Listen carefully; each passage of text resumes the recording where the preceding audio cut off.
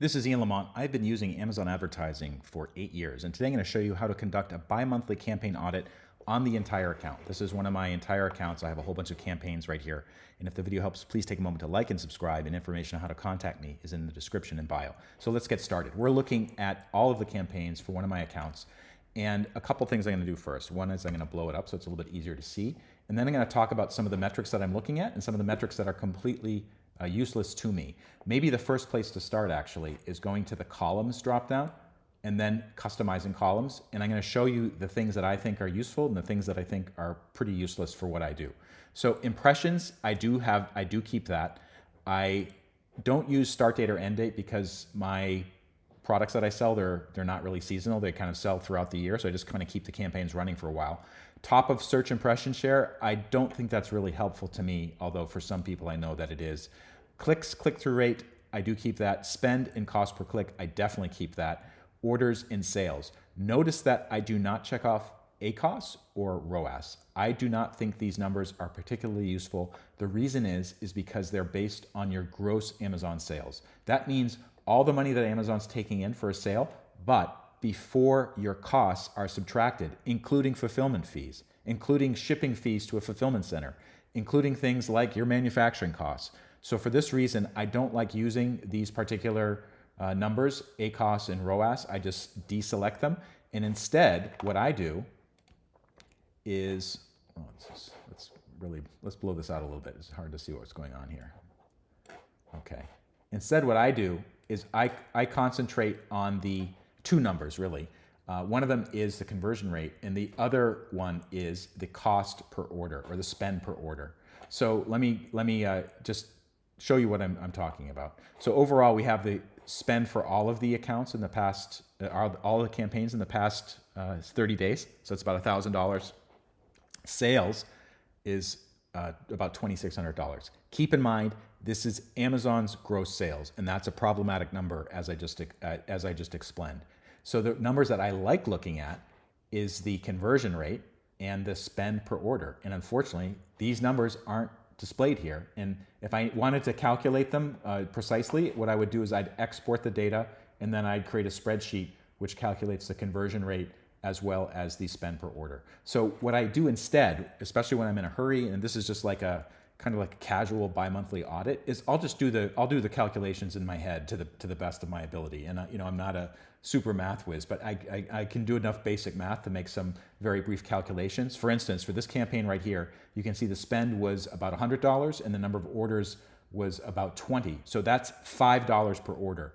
And if the profit for this particular item is $6 per order, and I'm spending the $5 just to get a sale, it actually makes sense. I'm actually experiencing a true profit on that. So this is the type of calculations that I'll do in my head.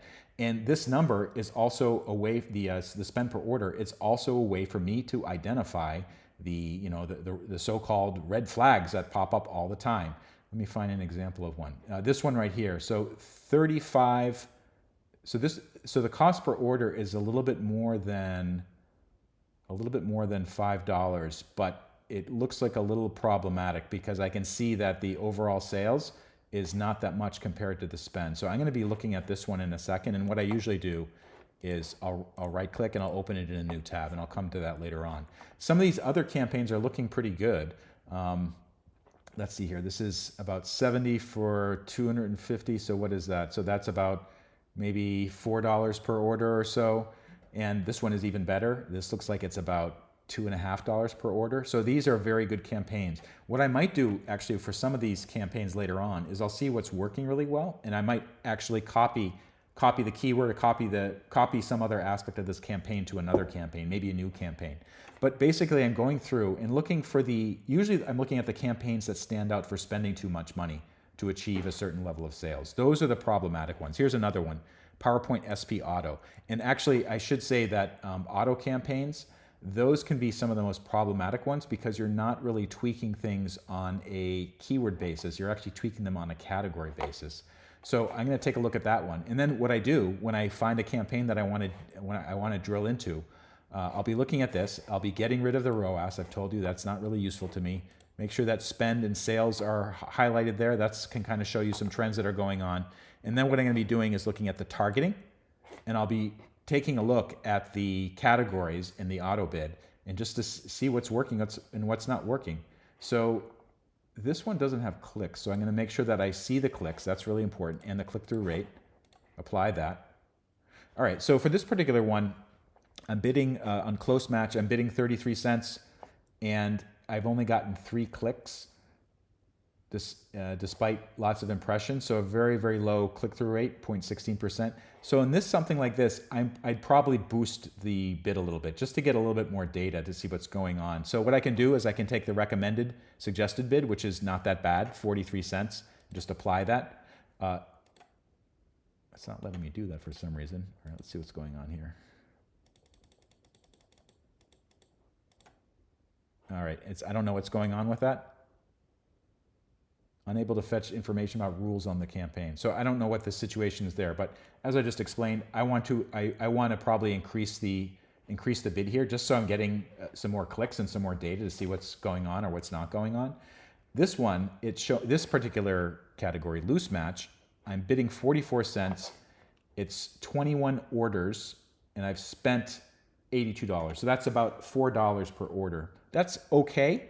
But maybe there's ways that I can trim the sales a little bit. You can see that let's see what the cost per click is. CPC, that's already there. Oh, the CPC is right there. Yeah, so it's spending a little bit over what I bid. And the reason why it's a little bit over is because I have some rules that allow for a little flexibility to increase. This is suggesting I could actually drop it down a little bit, but I'm not really sure if I want to do that. Now this one, I've gotten 26 clicks, but no conversions.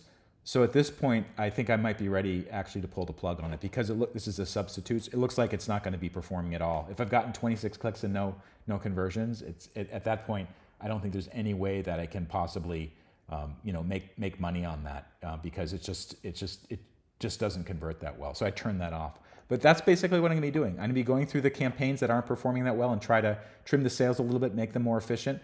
And I'll be using this list of campaigns to decide whether or not that something is working or not working.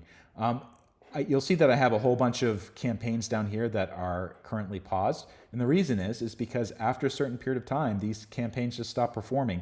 In a few cases, it's for a product that's no longer sold. So you can see that this is a campaign from more than 5 years ago. So I paused that campaign at a certain point when the product was no longer viable, or I saw that the campaign performance was just not going to be working out. This is Ian signing off. If this video helps, please take a moment to like it or subscribe. And links to my blog and contact information can be found in the show notes. Thank you so much for watching.